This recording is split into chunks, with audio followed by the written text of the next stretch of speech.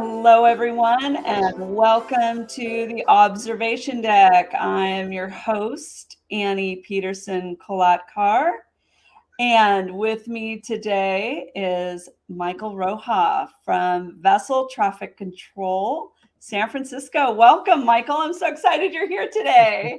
Good morning, everybody. Good morning. Good to be with you. Yeah, I did not know you when we were in Sea Scouts because I came after you, but I want to introduce you to our listeners. Michael is a native San Franciscan, and he was in Boy Scouts before he joined Sea Scouts, and he was on a powerboat program called Sea Scout Ship Royaneh. I always get this tongue twister going. You guys pronounced it Royaneh, and then of course there was the Boy Scout program up at Camp Royaneh, which is the same spelling. Okay, somewhere in between all of that, I get my words out. Exactly. So, yeah. So was that a co-ed program, by the way? It was not. At the time, I don't believe there were any co-ed programs at the time. The guys' ships were Sea Scouts, and then the girls were, or the young ladies were Mariner Scouts. I mean, although we were all Sea Scouts, that's kind of the name that they went by. Exactly. Right. Yeah, I came in after that in the early 80s, just as you were leaving, because was it 1980 that was the Iranian um, hostage crisis? And that actually, you have a story to tell there. Could you share with our listeners how you went from Sea Scouts to the U.S. Navy? Okay, yeah. So the hostage crisis, I believe, started actually in '79, late '79, and as it kind of developed, I had already had in my mind that I was going to join the Navy when I was 21. Um, but that just kind of accelerated the process, with all the goings on with the terrorists taking the hostages over there in Iran, or I should say the students, as they call themselves. And I recall going to a Day on the Green concert in early 1980, I think. And Sammy Hagar had come on the stage, and he had a big picture of the Ayatollah Khomeini up on the stage, and everybody was going boo. And then all of a sudden, he pushed this plunger, and then the whole picture blew up. So Oh, wow. everybody went wild. So it was yeah. So I mean, there was all that, and that was the first time probably that I'd kind of felt that the population in general kind of had a more together national pride than I had seen for most of my life. Because obviously growing up in the '60s, there was there was a lot of protests and everything going on. So this was kind of a opportunity for the nation to kind of pull together. I mean, not terribly dissimilar from September 11th, but obviously on a much lesser scale. So yeah. So anyway, that kind of pushed me along, and so I entered the late entry program for the Navy in April of 2080 or 1980, and went to boot camp September the 21st, 1980. I hear you never forget the day you enter boot camp. No, no, you never forget that day. Yeah. So 24 years in the Navy and retired as a chief quartermaster. Could you share with us what are some of the duties a quartermaster does in the Navy? Primary duty is going to be shipboard navigation, uh, and you go to do a 8-week A school for that, and then primarily you learn on the job to hone your skills. That's where I was able to learn and become more expert at celestial navigation, bottom contour navigation, radar. Omega was an old radio navigation system. They didn't have GPS at the time, uh, Did but they you did have a. learn? but they Sorry to did have interrupt you, but did you learn how to use a sextant at all? oh, absolutely. Yeah. I learned that, let's see, probably about 1983. Um, and I continued to hone my skills to the point where, all the people that worked for me, they didn't necessarily want to do it because it was a lot of work, but I made them do it. And once they figured out that they were pretty good at it, then they enjoyed it. So it's kind of one of those things, sometimes the work is worth, or sometimes the hard work rewards you with, a good positive feeling. And Yeah, do you have yeah. to be good at math to be a quartermaster? Uh, Probably the better at math you are, probably it makes it easier, but the basic math is primarily addition and subtraction, but you do have to be able to look into tables and interpolation and things like this. But basic math skills, if you are able to, say, even get to college preparatory math, or maybe even as high as maybe trig, you're going to have plenty enough math skills to be able to do navigation. Yeah. But also as quartermasters, we had to understand weather forecasting at a basic level, uh, tropical storm evasion, um, honors and ceremonies was another big part of our rate. Um, yeah, it was actually so. Quartermaster is one of the general ratings, that actually covered a lot of different topics. And it was one of the last of the deck ratings. There was bosun mate, quartermasters, and gunner's mates were the last three of the right sleeve rates, as they called them, because those rates wore their rank badges on their right sleeve instead of the left sleeve, where most of the Navy was. So those were like some of the more antiquated rates, I guess you might say. Yeah, Oh, interesting. yeah, yeah. So, of all the ships that you were on, which one was your favorite? Because you told me a whole bunch of them, and I was like, wow, so many. What Oh no, it was was your favorite? in 24 years, 8 ships, only 2 shore duties. So I definitely did my share of sea time. I would have to say it'd be really a toss up. I mean, the first ship that I was on, I think probably will always be one of your most memorable, because I mean, you're really starting the Navy at a basic level and really just starting into the whole team concept and understanding a purpose greater than yourself. So that was the USS Bellawood, and she's decommissioned now and is a reef somewhere off of Hawaii. Um, they ran the poor girl to death, and so she's resting peacefully now. Have you ever gone But diving on her? oh no, she's too deep for that. Yeah, Oh, gotcha, gotcha. you would need definitely some other artificial gear to be able to do that. But Okay, just checking. yeah, yeah. Because it sounds like, wow, that sounds cool. Like, oh, that's a shipwreck to go diving on, That's a very popular sport.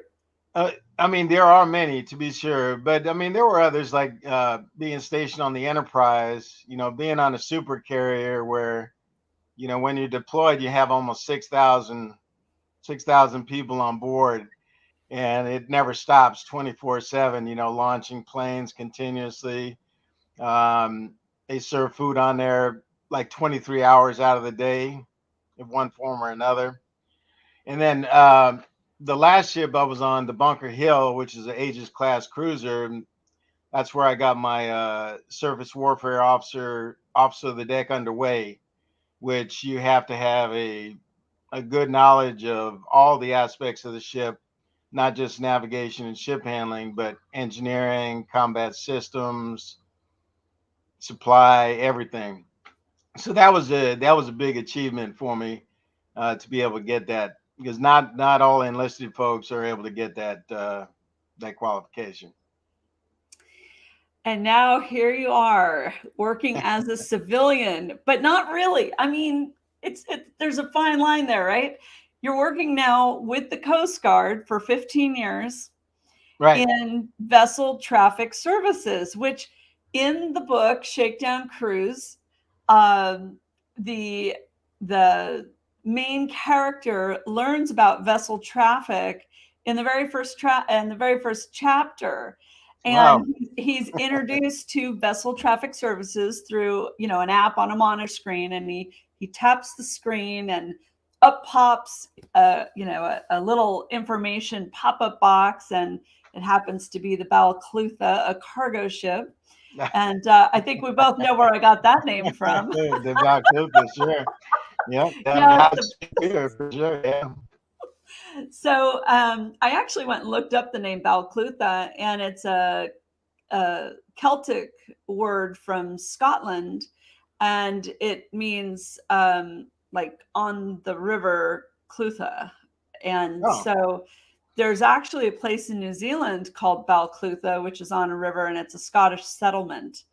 So all these years as a San Franciscan kid going to the Hyde Street Pier Maritime Museum, going aboard the tall ship Balclutha, and I never knew the word to exist beyond that ship. And I was looking up the spelling of it, and then I thought, go a little deeper, Annie.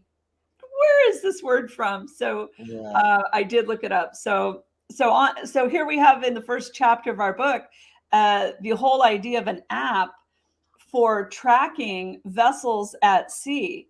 So the reader now has, seen how a private ship uses it for understanding what boats are around them, Mhm. and they're tracking their own passage primarily. What the reader doesn't fully understand is that insurance companies want you to track, and you could talk about this, please. I think it would be great insight for our readers on this book, but share with us what goes on the other side, because the only reference I have is if you've flown in and out of an airport, you've flown in and out safely because of air traffic control. And Right. so vessel traffic services is managing all the cargo ships and probably military, and then I think you mentioned to me that you know um, recreational boats don't have to participate, but you'll answer questions. You have the mic. Go for it. Tell us everything you can share about this. It's just great to have you here. Thank you. Okay, yeah, vessel traffic service. A lot of the way that it's easily described is air traffic control on the water. Um, as ships check in with us at various required check-in points, um, we will require information from them, and then we will turn around and provide them information for their transit, such as any hazards navigation, other outbound or inbound shipping traffic that they may encounter, um, aids to navigation discrepancies like a light is burnt out or whatever the case may be. So primarily we disseminate information. We're not quite as hands-on as air traffic control to say, okay, drop down to 15,000 feet, hold steady course, where they're actually giving directions. We have the ability to give directions, but we don't generally, unless it's a really kind of at the last stage of uh, preventing something bad from happening. And then we direct to the outcome rather than actually giving, say, helm orders or engine orders.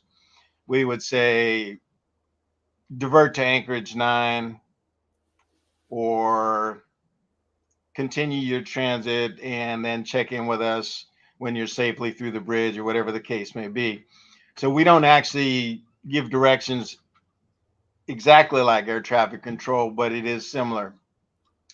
But we have a four-stage continuum of control considered to be monitor, inform, recommend, and direct. So those are the four stages. We're constantly monitoring what ships are doing.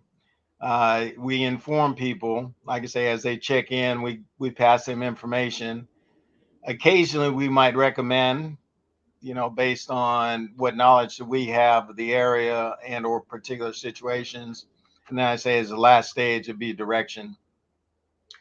Um, so we manage an area that runs from 38 mile arc from Mount Tamalpais offshore, which equates to probably about 25 miles to 30 miles off the coast, and then goes all the way up to Sacramento and Stockton. So our area of operations is pretty extensive as far as that goes. And the pilots, like, they'll check in at the San Francisco Sea Buoy, which is the pilot station. And once they check in, we give them all their information and the any shipping traffic. Let's see. So what was I? Let me think where I was headed with this. Yeah, so like I say, like you were saying, is air traffic control on the water, but more it's an extension of the bridge team. So basically, we were like a person that works on their own bridge team, giving the officers there more information. Okay, so when you say bridge, you're referring to the bridge on board a commercial vessel with the captain and their crew working, but you're a local knowledge resource for that ship's crew and captain. Right, right, right. Okay. Exactly, exactly correct. Yeah. So yeah, when we say an extension of the bridge team, it's like you're there to assist the ship's officers and crew to help them safely navigate whatever they're doing. And like we was talking about earlier, even though small recreational vessels are not required participants, if they do call us, we will absolutely answer and we will provide them every bit of information that we possibly can. Matter of fact, we love interacting with them because many times they may be unfamiliar with some things that are going on, specifically inside the area from the sea buoy on up. Uh, the commercial vessels are only required to monitor channels 13 and 14 on VHF bridge to bridge. They're not required to monitor channel 16, which most recreational vessels might think that they are required to listen on channel 16. The reason that is because VTS monitors channel 16 for them. So that's one less thing that they have to do. Um, but actually, for the people to contact other commercial vessels, they want to contact them on channel 13 and 14. That's where they're going to get their responses. Yeah. Very cool. Now you keep mentioning the sea buoy. Is this the Yeah. first But navigational yeah, buoy? we love hearing from the recreation. Uh-huh. Cool. You just went in and out a little bit on the internet, but I Yeah. think you're back. Could you clarify for our listeners what sea buoy is? Is that the furthest? Is that the first buoy west of the Golden Gate Bridge that's close to land? It's not. It's not the first buoy. The closest ones to land is going to be the main ship channel, which provides a gated pairs lane through the San Francisco bar. So basically marking their safe water because you have 4 Fathom Bank and the potato patch shoals. So there are hazardous navigation on either side of the main ship channel, and then further out than that is the San Francisco Sea Buoy, which is where the pilots board the commercial traffic coming in. So it's a large navigational buoy. And then out past that, there is the Sierra, Whiskey, and November buoys, which mark the November or the northern, western, and southern traffic lanes. Cool. Cool. Yeah. I've sailed past them on my way down to the Catalina Islands, but I never really thought too much about them. Yeah. Just glad they were there. especially coming back, you know? Absolutely. Yeah. Yeah. Yeah. So, can you share with our listeners how these apps work between so everything on a bridge, on a modern bridge, even people who bring a tablet or a laptop or a cell phone on board their boat.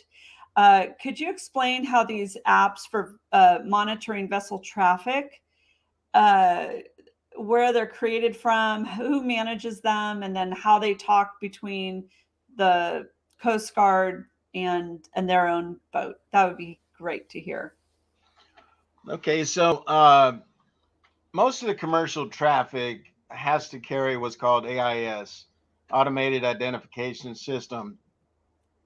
And what it does, it broadcasts several pieces of information from the vessel, what course they're on, what speed they're on, their latitude and longitude.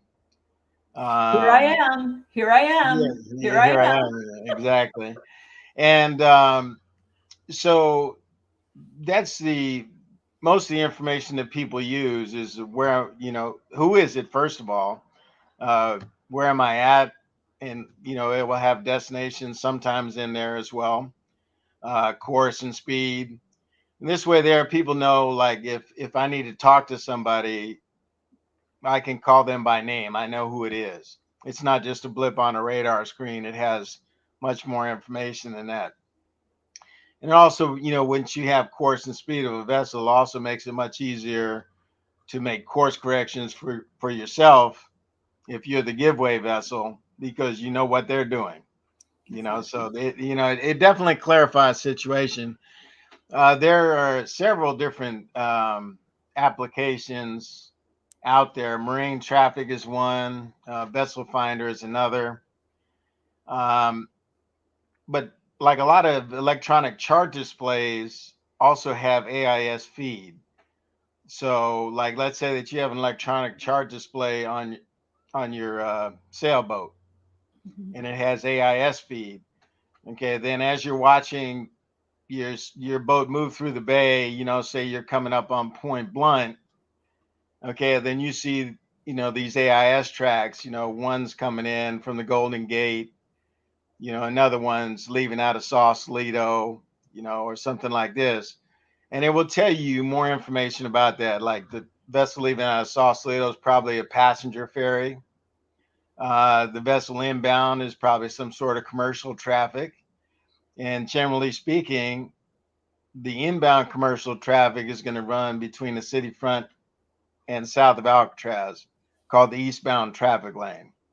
So it's primarily for eastbound traffic, basically one way, if you will.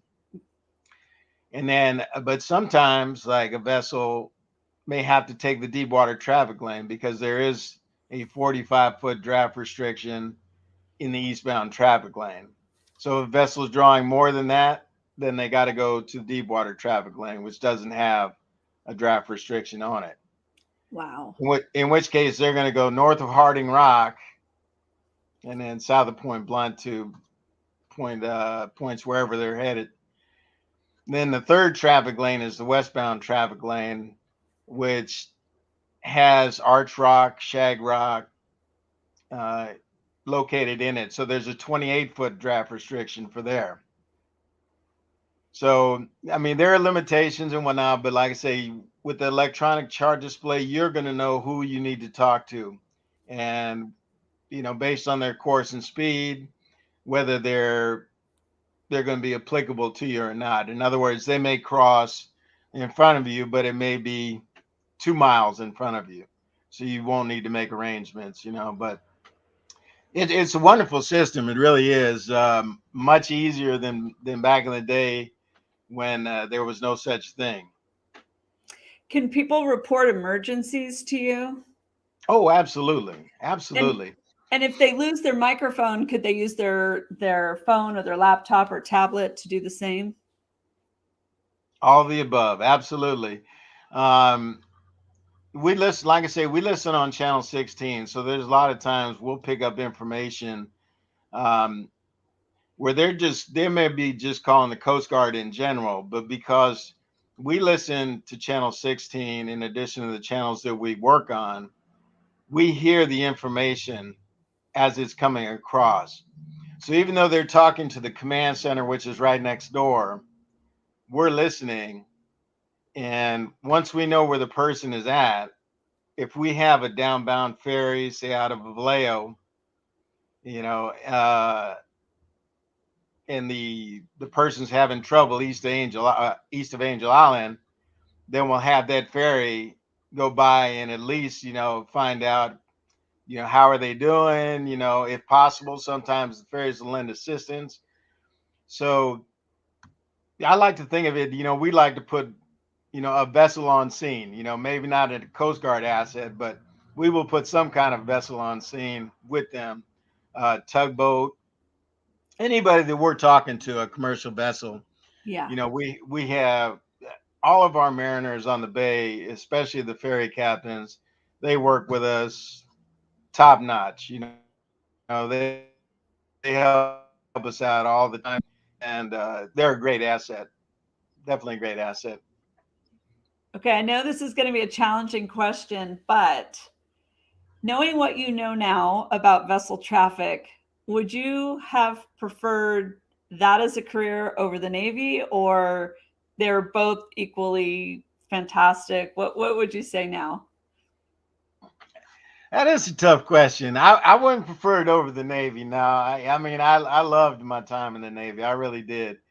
Um, the sense of accomplishment, the concept of service to the country, and honor and things like that. No, I wouldn't trade that. I wouldn't trade that for nothing. But once I did get out of the Navy, and obviously the Navy is for younger people. You know what I'm saying? At 63 years old, I certainly would not do a Navy career now. Um, but based on the physical limitations that I may have now, um, vessel traffic service is a wonderful opportunity to continue that service to the community.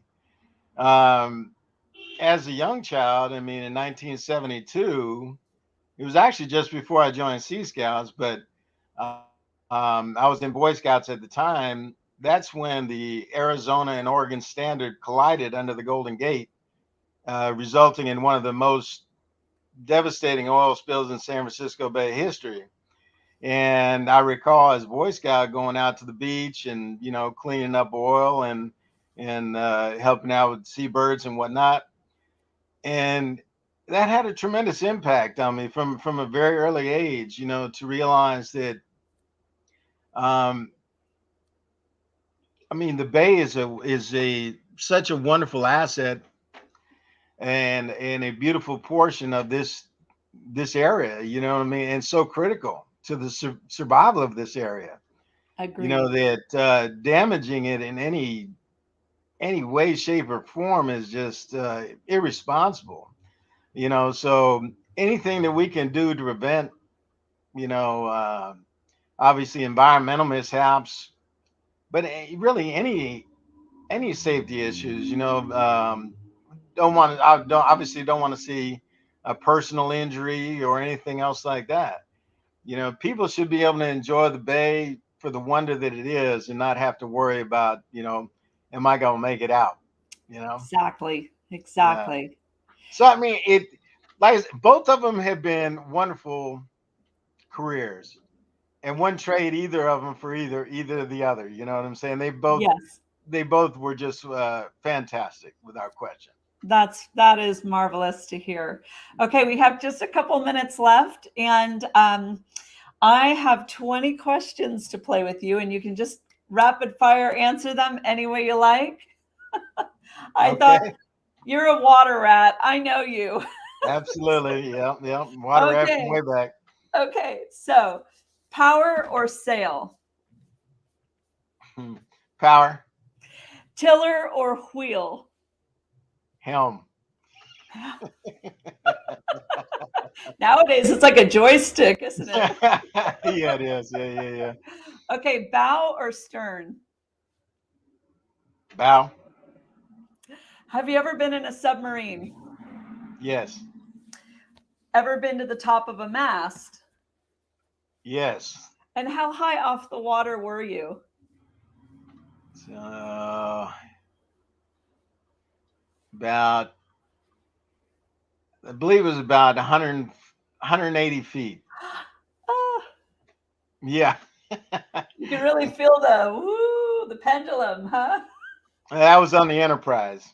Awesome. Awesome. Yeah. Okay, what was the first boat you were ever on? USS. Oh, actually, the first boat Yes. or first naval boat, No, first no, the naval very ship. first time you ever stepped foot on water. I think it was maybe like the Harbor King, Oh, the Red and White Fleet, or something like that. Yeah, San yeah, yeah. Francisco kids always go on field trips, and it's usually the Yeah, first vessel they've ever been on. yeah, yeah. Very, Yeah, very cool. yeah. Okay, have you ever been on a sinking vessel? Um, yes, of a sort. So when I was on the Royaneh, there was a point where, well, I hate to say it, but there was some what we believe to be sabotage because our automated bilge pump wires were cut, and she was down by the nose at Aquatic Park, and got a call from one of the other skippers. So I went down to Aquatic Park there and started doing what I could, and I called the Coast Guard, and they came out and hooked up one of their emergency pumps, and we brought her back up. There was no actual casualty per se, but one of the seacocks was open. Like I say, very mysterious circumstances, you know. I agree. I Yeah, yeah, yeah. agree. Okay, thank you for that story. Have you ever put out a fire on a boat? Yes. And what's your favorite knot? Hmm.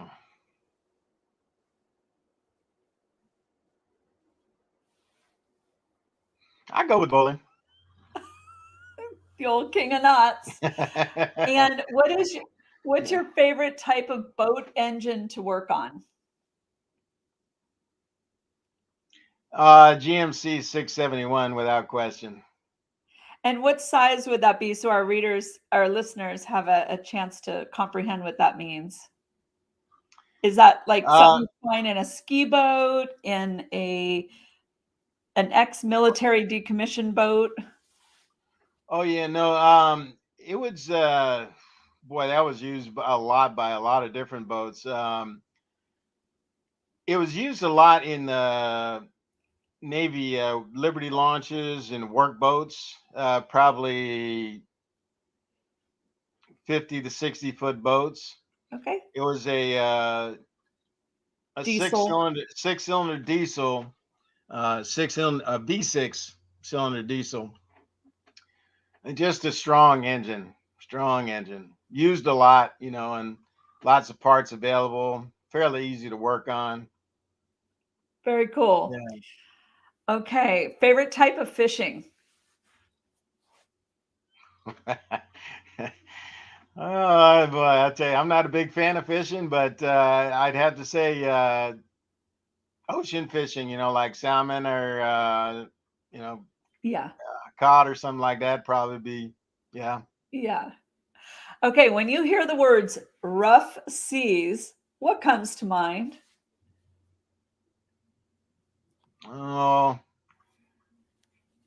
probably 30, 35 foot. Okay, great. And your favorite place to anchor in San Francisco Bay? Well, favorite place. When I was in Sea Scouts, we used to enjoy anchoring off of east of Angel Island. Um, but now, I mean, for large ships, the primary anchorage that we have is Anchorage 9, which And is that's right off. south of the Bay Bridge. Yes. Yes. That's Hmm. beautiful. Yeah. And are you scared of tsunamis? Say again. Are you scared of tsunamis, tidal waves? I'm not really scared of anything that Mother Nature does, because Nature does what she does because she has to. It's not personal, you know. I mean, obviously, the more that you interact with nature, especially on the water, there's a tremendous respect for the power and magnificence of it. So tsunamis, I mean, when they're at sea, they're not very big at all. They're only, maybe even a couple of feet tall, but they're moving at about 60 knots.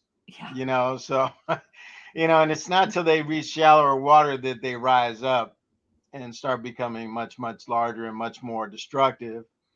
And hopefully, especially with the systems that we have in place now, the tsunami warning systems, um, people generally have a fair amount of warning, unless you're real close to wherever it is, whatever happened, like a big earthquake or an undersea landslide or something like that. So, When yeah. I was a kid, I grew up on 38th Avenue near Ocean Beach in San Francisco. Hmm. And we all had friends on 39th Avenue, which is one block closer to the ocean. And one day, all of us were talking, and we all confessed to having dreams of tidal waves coming up to our block, but they never, like I was on 38, so they never came to 38. They always went to 39. And they said yes in their dreams. They only went to 40th. So when I told this girl I know that, oh no, they only went to 39, she's like, oh, thank you, Annie. My dream, she got wiped out. Well, I mean, a lot of that has to do with, the media portrayed to us as tidal waves, with like the Poseidon Adventure and things like this. So, um, Yeah. yeah, those are not really genuine, but they do instill a sense of fear to you for sure. Oh, they sure as hell do. Okay, the coldest water you ever swam in. That would be Aquatic Park in San Francisco, and I think it was 43 or 44 degrees. It was winter time, and Yeah. one of the Mariner ships came in and actually got a line wrapped around their prop. So I, put my snorkel, my fins on, and went down with a hacksaw and cut it off their prop. So, I did that once out in the middle of the bay. I was working with another Sea Scout program. We were towing a sailboat over to Aquatic Park from Emeryville or Berkeley Marina, I forget. And for some reason, I guess there was a lot of chop, and we were heading into the swells, and the towing line sank just enough and got caught around the prop.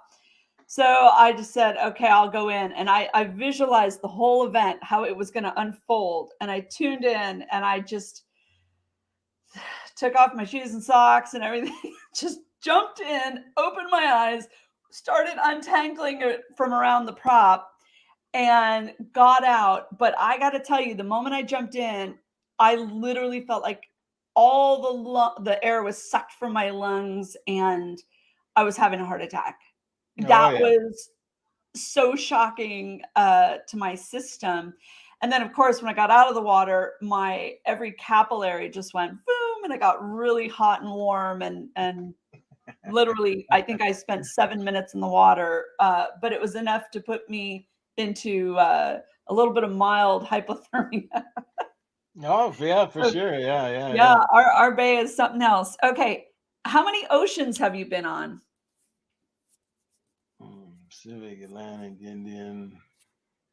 Uh, I believe five. Cool, cool. If you could buy a boat and money is no object, what would you get? Hmm. That's a tough question. I know. I think maybe something about 100 feet. Cool. Twin screw. Yeah. Very cool. And what would you name it? Oh boy.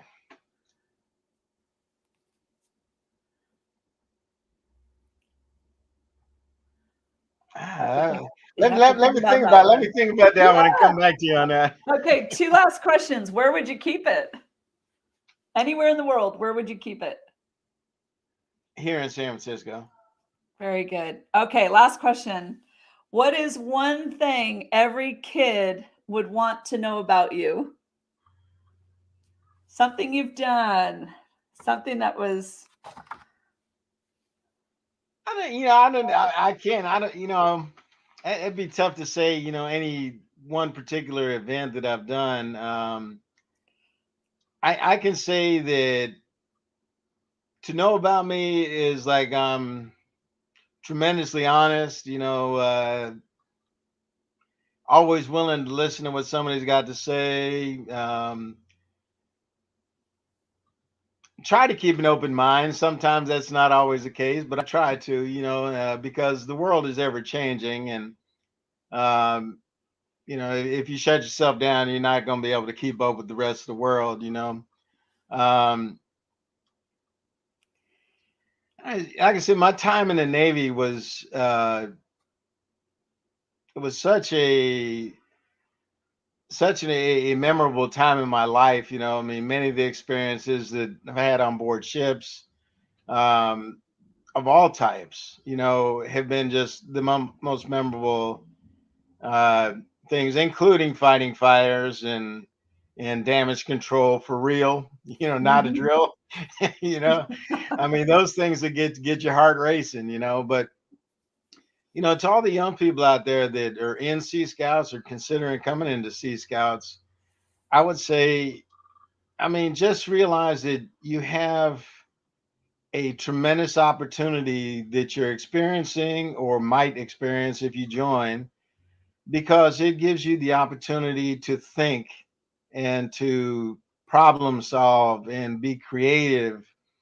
And these are things that you're not going to learn in school, the things you may not ever learn in life, if you don't find yourself in those situations. Um, Trying to find a way to slow a leak, when you're taking on water, or you know how to position a ship if the ship has a fire going on it, and um, how to save people that are injured. It's just the experiences in that I learned in Sea Scouts were the foundation for what I used for a 24-year naval career and a 15-year Coast Guard career at DTS. And it all started in Sea Scouts. I mean, some of it started in Boy Scouts, obviously, but Sea Scouts really was the foundation for it. And you know, the society right now is so challenging for young people as it is. And one of the things that seems to be lacking in a lot of areas is the ability for young people to have good, strong coping skills. And you can't have coping skills until you have problems. And unfortunately, we as parents haven't always allowed our children to experience problems. We try to shelter them, we try to protect them, which of course is what we do. But at some point, I feel like maybe we're not giving them the best opportunities to learn. But that's why, like I say, in Sea Scouts, I mean, you're going to have that first opportunity to really experience life outside of the family. You know what I'm saying? Life outside of the home, right. and it's a priceless experience. Yeah, and if you're lucky, you won't get a helicopter skipper.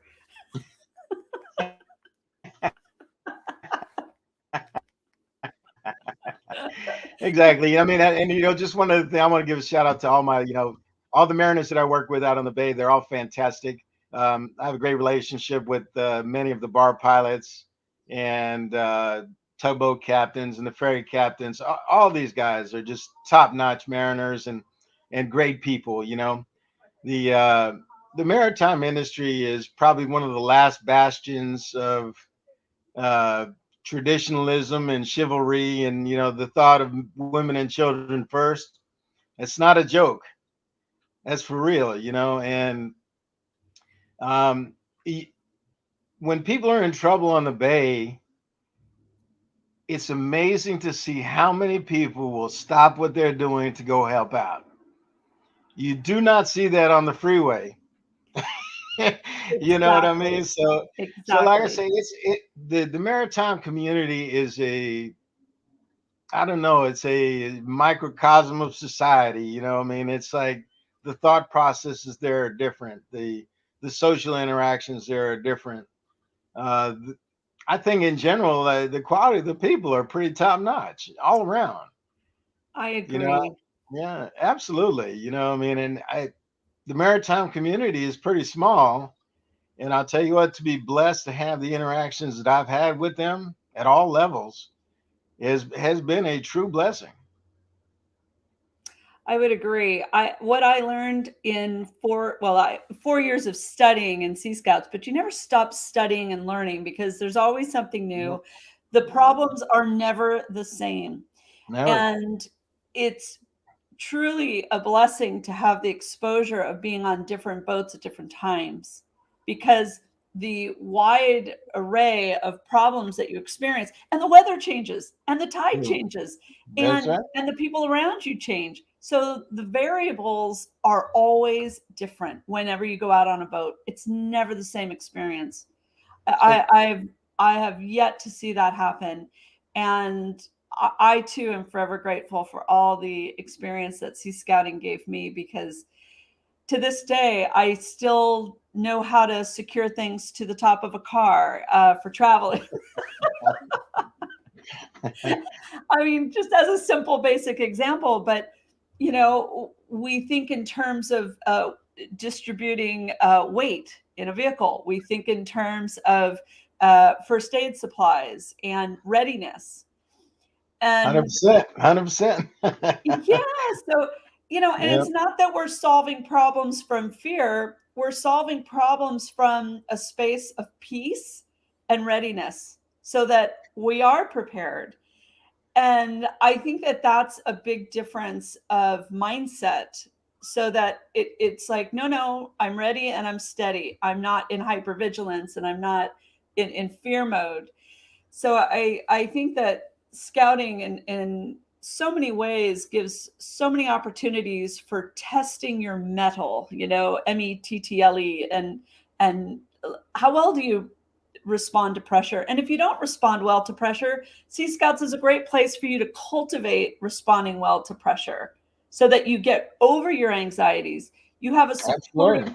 a supportive group around you, and eventually all of this turns into mastery of yourself and your mind and your body, and it's just a phenomenal experience. And one of the reasons I wrote Shakedown Cruise is because our founding fathers in America, and I'm sure this is true of many other, leaders in the history of the world, they were trained at sea. Yes. They did a minimum of a year at sea because the leadership that is developed and the inner navigation that happens is so profound. And that's what we're here to do in life is cultivate our inner guidance, solve our problems, navigate not just for ourselves but sometimes for others when others are disconnected from their inner guidance and don't know which way to turn. We have the ability to say, "Hey, I'm ready and I'm steady. How can I help you?" Yep. Absolutely. Absolutely. Yeah, Right. man, it's been a great experience, 100%. You know, and like I say, any of the people that are in scouting, congratulations to you, and any of the people who are thinking about it, as they say in Nike, just do it. Yeah, You know what I'm saying? exactly. You will never regret that choice. You will Exactly. never regret that choice. Before we go, let's connect on getting some bar pilots and tugboat captains on this channel so we can interview them and learn what do they do that makes the world go round out at sea. And Well, I will tell you this that I believe it's three of the current bar pilots right now were Sea Scouts in San Francisco on the Chaser. wow, Yep. wow. I wonder if I know any of them. Possible. Exactly. Okay, before we sign off, tell us about that picture of you getting a kiss from the seal. Oh, that was in Cabo San Lucas, probably about, I'm going to say about 4 years ago. And it was a sea lion adventure, is what it was in called, And so, I mean, I've got a picture of me kissing a dolphin, as well. So, I mean, like I say, I'm a water rat. There's no question about it. You know what I'm saying? All aspects of, natural life out there, be it sea lions, dolphins, whales, whatnot like this, I have a mass respect. Um, I can't say that I harbor any ill will towards any animal because of the fact they've never done anything wrong to me. You know what I'm saying? Exactly. Plenty of humans have done me wrong, but never an animal has done me wrong. And I have just mass love for all. As a matter of fact, before all the my decision to join the Navy, when I left high school, I had originally planned on going into a veterinary major. So, I mean, that's the other love of my life. You know what I'm saying? Other than the sea, it's animals without Yeah. question. So that interaction there, that was a wonderful experience. I'm so glad. It was such a wonderful photo. I was so tickled when I found it in your collection of photos to choose from. Thank you so much. And thank you so much for sharing your wisdom here today with our young audience and your career. It's just wonderful. And I hope to see you when I get up to the San Francisco Bay Area and reunite with some of my former Sea Scout friends, which I include you now as one of those. And I'm pretty certain I've seen you around the San Francisco Sea Scout base in the past. You might have been on leave or something. Most likely, most Yep, likely. I think so. Yeah, even after I joined the Navy, I still went down to the Sea Scout base. We had a port master there. Once I joined the Navy, and just before I joined the Navy, there was an old guy named Jack. Jack Smith, Portmaster. He Love that man. always had his cigar. Cigar. I know. He was Yeah. an opera singer and he worked in the wholesale produce mart and he had stories from around the world. I would just go and sit with him. I love that man. Now, And of he would course, have been great.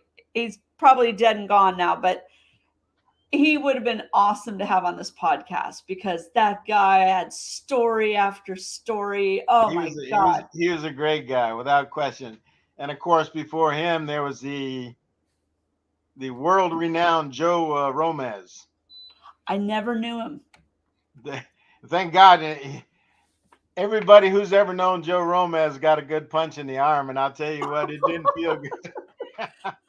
But he was another great man, just like the skipper of the Royaneh back in the day, Ted Gorley, Mike Strain on the Corsair, A lot of good Beglis, leaders. Beglissorf on the Dolphin. You know what I'm saying? There's a lot of good leaders, a lot of wonderful learning opportunities for a young person. Exactly. All right. Well, Mike, thanks again. It was really great chatting with you today. And thank you all for joining us. And we'll see you again on the observation deck. Cheerio. Adios.